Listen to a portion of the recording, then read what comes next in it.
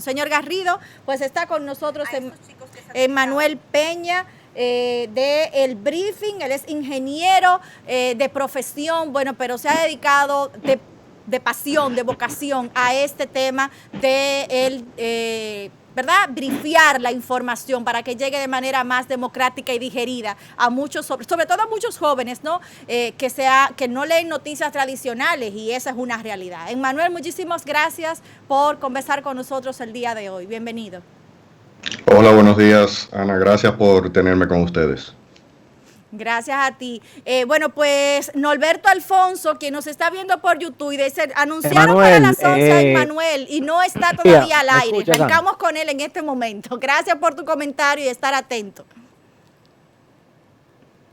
Señor Garrido, le escuchamos.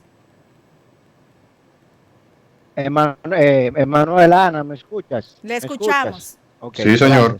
Emmanuel, explica por favor la ley de hidrocarburos de la manera más básica posible. ¿Cuáles son los componentes que afectan el precio de los combustibles más allá de la producción? Porque cuando vemos el precio y vemos el precio de un barril de petróleo y sabemos cuántos galones de gasolina o de refinado salen de un barril de petróleo, al final lo que muchas veces hemos analizado es que, por ejemplo, en el caso de cuando recibíamos petróleo de Venezuela, que no es la realidad actual, prácticamente el gobierno venezolano le era menos rentable venderle el combustible a República Dominicana que al gobierno dominicano vendérselo a los consumidores dominicanos. ¿Cuáles son los componentes que entran en la variable que al final se convierte en el precio final con el cual nosotros adquirimos el combustible? Bien, Garrido, mira, lo primero que hay que hablar es del nacimiento de la ley de hidrocarburos. La ley de hidrocarburos tiene ya 20 años y nació por una necesidad que vio el gobierno de aquel entonces de darle una estabilidad al tema del precio de los combustibles. ¿Por qué una estabilidad?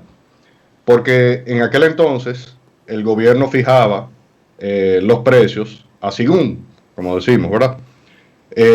No había un criterio, no había un origen específico para el precio de los combustibles.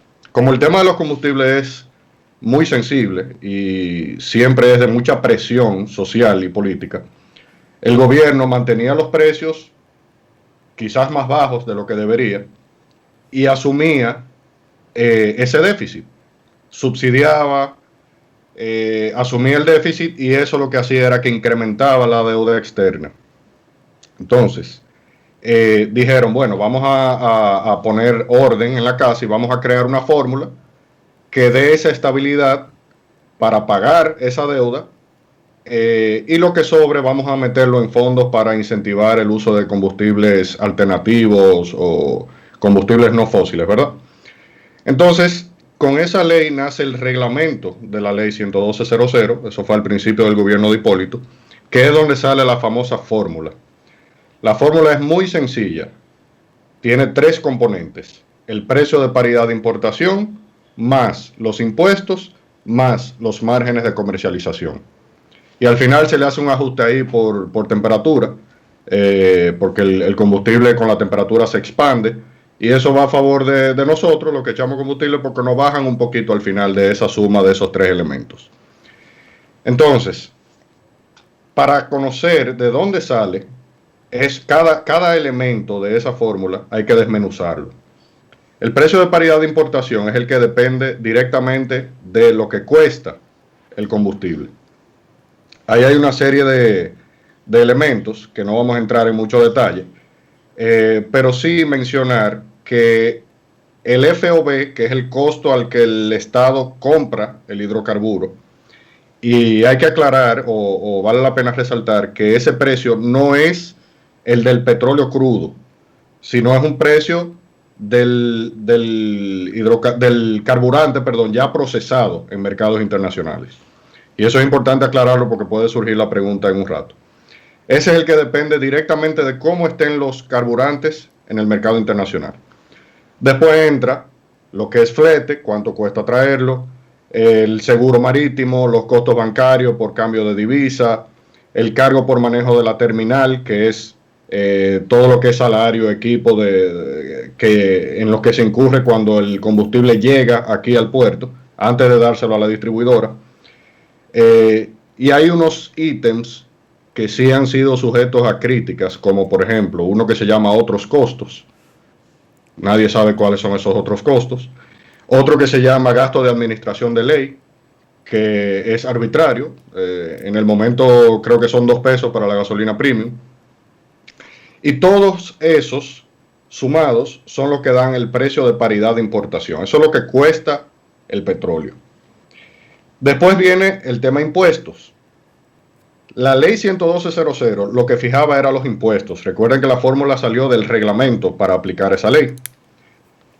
En los impuestos hay 2 elementos principales. Hay un impuesto fijo, que es el que se estableció en la 112.00, pero ese impuesto fijo se revisa cada 3 meses. Y también es, de cierta manera medalaganario. Es un valor absoluto, no es un porcentaje. Para que ustedes tengan una idea, hace 20 años cuando empezó la ley, en la gasolina premium ese impuesto era de 18 pesos. Hoy en día es de 81 pesos. ¿Ok? Pero en una ley posterior, creo que en el segundo gobierno de Leonel, si no mal recuerdo, se agregó otro impuesto que se llama ad valorem, que ese sí es en porcentaje. Ese es un 16% de del monto del precio de paridad de importación, perdón. Ok, y entonces están esos impuestos. Y luego el tercer elemento de la fórmula es el que corresponde a los márgenes de comercialización, lo que se gana la distribuidora de combustible, lo que se gana el transportista, el que lo lleva a la empresa o a la bomba de combustible, y lo que gana el detallista, que en este caso es la bomba, ¿verdad?, de combustible. Y esos 3 elementos, como dije al principio, son lo que dan el precio final que pagamos, revisable cada semana. Garrido. Bueno, parece que el señor Garrido no está... Muy bien, Emanuel. Entonces, actualmente, ¿cuál es la... Manuel, ¿me escuchas? Sí, te escucho, te escucho. Yo estoy acá. Ok. Perfecto, gracias. Actualmente tenemos un precio, digamos, de 215 pesos, cuesta la gasolina regular, más o menos. Por ahí anda. Precio actualmente. De ese precio final, ¿cuánto es? Perdón. De ese precio final, ¿cuántos impuestos?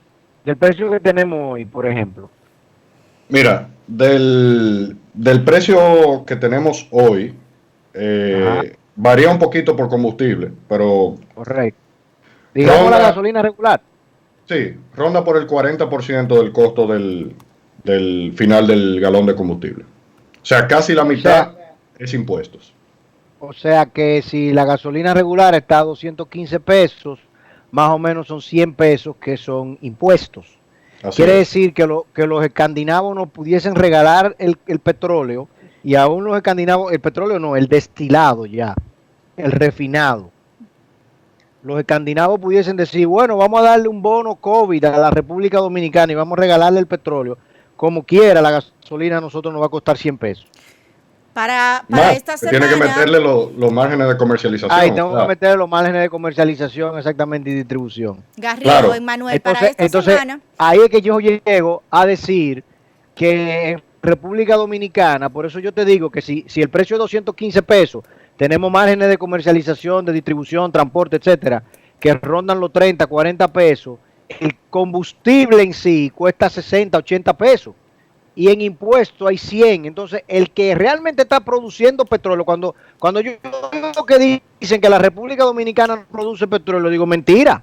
La República Dominicana está ganando más en el negocio del petróleo que los productores de petróleo, porque nosotros no le cobramos al consumidor en República Dominicana 100 pesos de cada galón de combustible, mientras que el que nos dio el petróleo refinado y lo trajo a República Dominicana solamente se lleva 70, 80 pesos. Entonces, la República Dominicana debe ser el productor de petróleo más eficiente del mundo.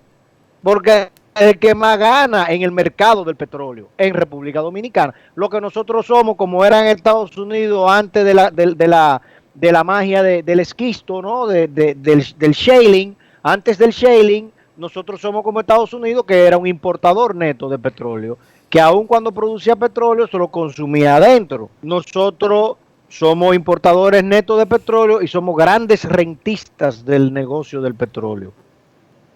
¿Cómo resolvemos eso, Emanuel? ¿Qué ustedes dicen en el briefing? ¿Qué ustedes recomiendan? ¿Qué ustedes sugieren? Bueno, antes, Ana, no sé si tenías algún comentario antes de pasar a eso. Justamente compartirles los precios que estamos manejando para esta semana, que según ha dado a conocer Industria y Comercio, pues el costo del combustible, de la gasolina regular ya va por 228,50 y la premium con 242, o sea que ahí tenemos casi 15 pesos por encima de los precios que estamos manejando, ¿no? O que se supone que estaríamos viendo, y más los 17 que se supone que el gobierno está asumiendo. Así es. Mira, cuando el presidente Abinader anunció que iban a revisar la ley de hidrocarburos, mucha gente brincó para arriba, ¿verdad? Porque dijeron, por fin van a bajar los combustibles. Pero eso no es tan así. Y para eso es que hay que conocer qué es lo que dice la ley y cuáles son los elementos. Ahorita dije que la ley nació... O sea, que él no la conocía. No estoy diciendo que no la conoce, sino que el hecho de que se revise no quiere decir necesariamente que inmediatamente o automáticamente van a bajar los combustibles. ¿Okay? Claro. ¿Hay un inventario? Sí, hay un montón de elementos a tomar en cuenta. Pero ahorita dije que la ley nació como un mecanismo para darle estabilidad al pago de la deuda externa, sobre todo. Pero con el tiempo se convirtió en el impuesto más chulo que hay en República Dominicana. ¿Por qué digo el impuesto más chulo? Porque es un impuesto que es rápido, eso se cobra inmediatamente, no hay forma de evadirlo porque está clavado en el precio del combustible, y como quiera, todo el mundo tiene que echar combustible, no importa que le pongan impuestos o no le quiten impuestos. Entonces se convirtió en una minita de oro para el gobierno. Sí, pero es excesivamente regresivo.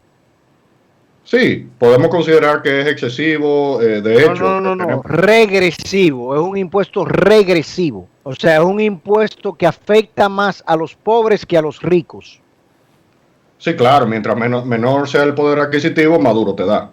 Pero es un impuesto que para el gobierno es una fuente de ingreso fenomenal.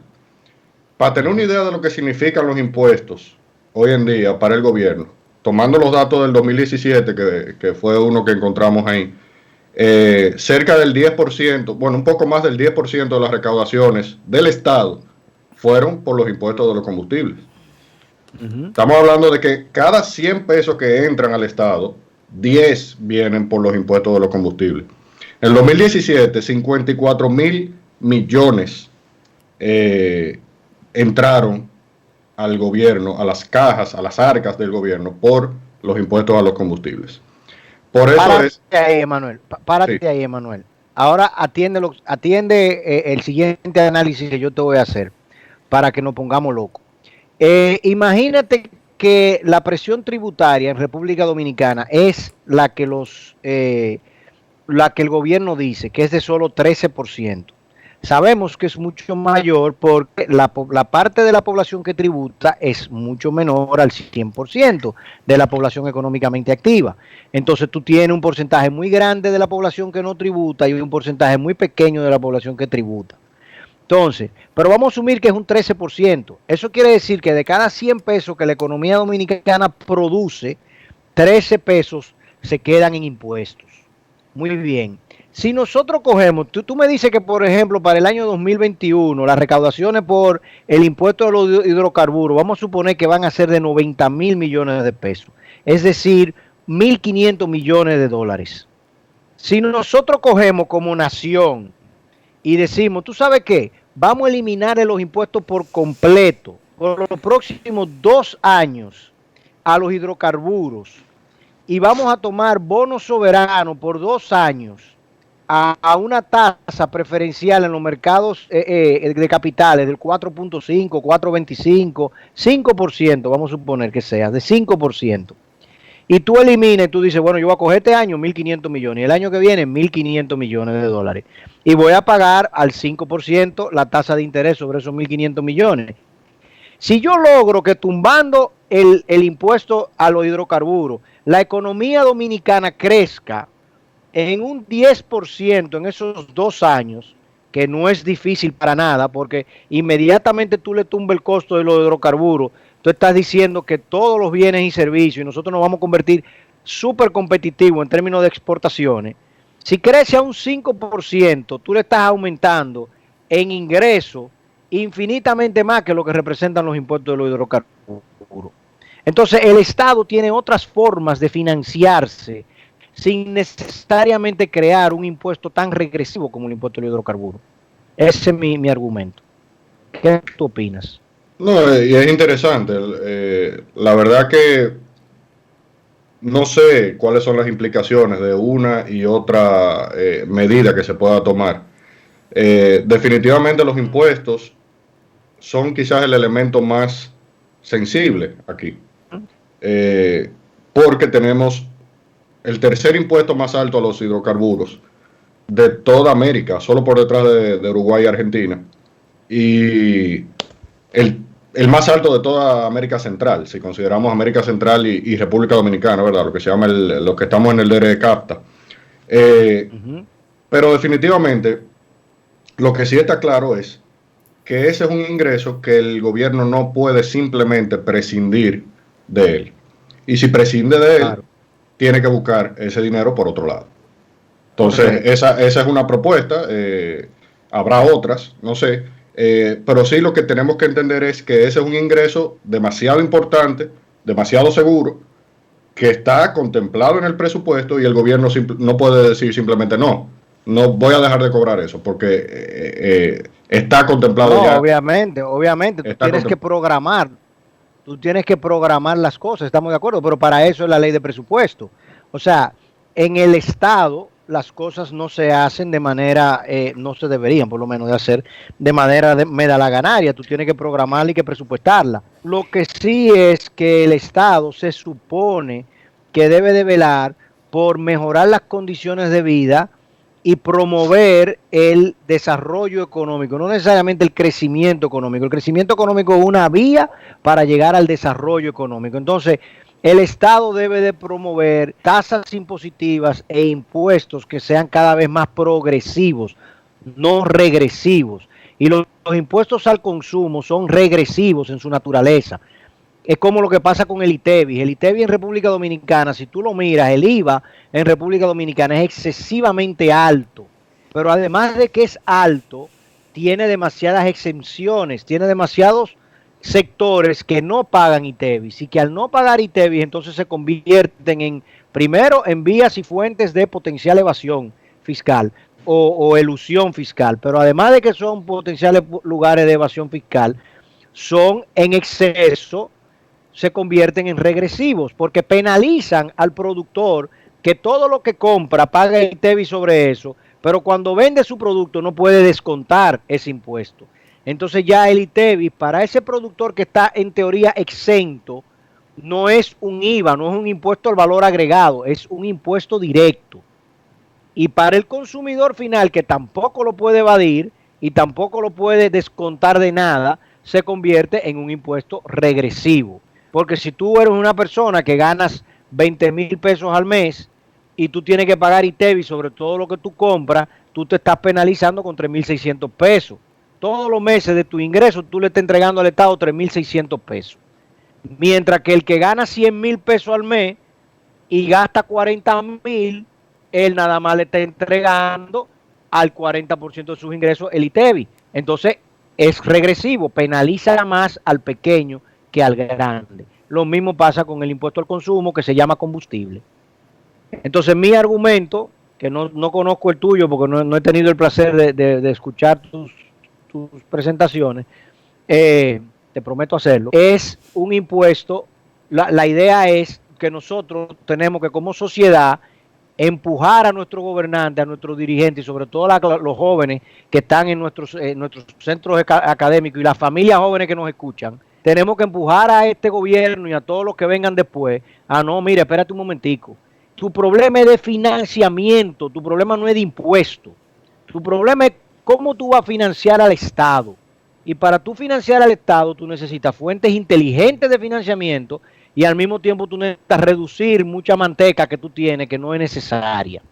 Entonces, ese impuesto al consumo que se lo inventó Balaguer en la década de los 90, pero que ciertamente no estaba en ninguna ley y luego fue ordenado dentro de una legislación, nosotros tenemos que buscar la manera de que, bueno, en aquel momento se dijo que era para el repago de la deuda externa, ya hoy en día se sabe que no es para el repago de la deuda externa, es un impuesto directo con el cual el Estado se siente muy cómodo porque se financia de manera directa y no tiene ningún problema para hacerlo. Nosotros somos los que tenemos que aparentemente darle a los gobernantes no solamente el problema, sino también la solución. Así es. Como tú bien dijiste, Garrido, se ha convertido en una herramienta muy, muy efectiva de recaudación de impuestos. Pero también, hablando ya del tercer elemento de la fórmula, que es los márgenes de comercialización, también hay personas que se han expresado al respecto, diciendo que esos márgenes son excesivos, que también hay que revisarlos. Es importante en esa parte señalar que los márgenes son arbitrarios, fijados por el gobierno en conversación con los diferentes actores, y son en valores absolutos. No son porcentajes del precio del precio de paridad de importación o del precio global de la suma. Son fijados con valores absolutos. Tantos pesos para el distribuidor, tantos pesos para el transportista, tantos pesos para el detallista. Ahora, ¿qué pasa con eso? Al ser valores absolutos, les va mejor a unos actores que a otros. O sea, una bomba, un detallista que esté en el sur profundo, por ejemplo, no va a tener los mismos beneficios o los mismos márgenes que una bomba que esté ahí en la capital al lado del puerto. Ok, entonces eso también hay que tenerlo pendiente. Al que dice, bueno, bajemos los márgenes, tenemos que ver eso con detalle. O sea, no es tan fácil como bajar los márgenes porque no es igualitario para todos los actores. Y dos preguntas rápidamente con respecto a eso. Primero, esos márgenes, ¿cómo se comparan con el resto de Centroamérica? Y segundo, por lo que tú estás diciendo, para un transportista, por ejemplo, es más negocio venderle al detalle a una bomba de gasolina que está en la Lincoln o en la Churchill que irse para pedernales a llevar el combustible, porque está ganando exactamente lo mismo, no importa dónde lo lleve, o no es así. Sí, en sentido general es así. Es así. Abrí la señal, parece que por la lluvia. Bueno, sin duda tenemos mucho trabajo como sociedad, Emmanuel Garrido, con respecto a este tema de los hidrocarburos, ¿no? Y se está hablando, como bien tú señalabas, Emmanuel, de la observación, la modificación, la revisión de la ley de hidrocarburos, pero también tenemos entonces que ver los otros elementos, ¿no?, que inciden en esta ley, como bien has explicado, no solamente analizando, evaluando o reformulando dicha ley, pues se pudiera estar mejorando la situación de los costos. Para República Dominicana, ¿pudiéramos tener, desde tu perspectiva y el análisis que has hecho, alguna visión distinta en el corto plazo, quizás en el próximo lustro, 5 años? ¿Cuáles son tus vaticinios, brevemente? Bueno, mira, primero, la revisión de la ley 112.00 sola, la verdad que no serviría de mucho. ¿Por qué? Porque ahorita dijimos que esa es la que fijó el impuesto, que empezó en 18 hace 20 años y ahora está en 81. Y su reglamento fijó la fórmula. Ahora bien, después de eso vinieron resoluciones que agregaron más impuestos y más costos. Y al final la fórmula que está en la ley 112.00 viene siendo una parte del costo final. Entonces, no solo, revisar la ley solamente, solo la 112.00 no es suficiente. Hay que hacer una revisión de la ley y todas las resoluciones y leyes posteriores. Esa es la primera reflexión. La segunda reflexión es que sabiendo que desde hace 20 años estos impuestos de los hidrocarburos son tan importantes para el gobierno y un impuesto tan bueno, ¿verdad? Todo lo que se haga tiene que tomar en cuenta que lo que se deje de recaudar por ese lado hay que buscarlo por otro. ¿Ok? O reformular el presupuesto. Ahí viene una reforma fiscal el año que viene. Eso no nos lo despinta nadie. Entonces quizás este tema sea tocado cuando se toque la reforma fiscal. Bueno, sería verdad. Definitivamente hay que integrarlo, ¿no? A la reforma fiscal. Hay que integrarlo a la reforma fiscal. Sí. Que la reforma fiscal debería ser, vamos a quitar esto de aquí, vamos a ponerlo allá, pero nosotros estamos acostumbrados a que reforma fiscal sea subir los impuestos.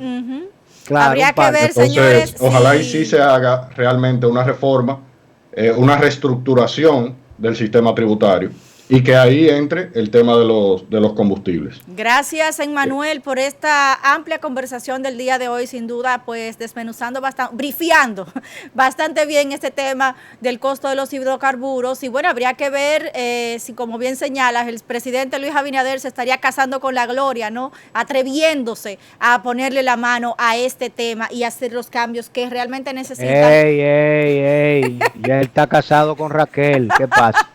Y hacer los cambios que necesitan en favor de la población consumidora en la República Dominicana. Señores, se nos ha agotado el tiempo. Muchísimas gracias por habernos acompañado, los que han estado con nosotros en las emisiones virtuales. Emmanuel, esta es tu casa. Bueno, brevemente comparte dónde pueden seguir, dónde pueden suscribirse, el briefing, para que obviamente pues se sumen, ¿no? Sí, muchas gracias. El briefing tiene varias plataformas. Lo más importante quizás es el correo diario con las noticias del día, ¿verdad? Y se pueden suscribir en elbriefing.com, así mismo como suena, elbriefing.com. Y también nos pueden seguir en Instagram como El Briefing, y en YouTube y en Twitter tenemos todos, en todas las plataformas, el mismo nombre. Excelente. Bueno, pues muchísimas gracias. Está hecha la invitación, señor Garrido. Mañana a las 11 en vivo tenemos esta nueva cita y siempre recordarles pues que se sumen a nuestro canal de YouTube activando las notificaciones y dándole like a cada uno de los videos para que pueda seguirse propagando el mensaje, multiplicando la información.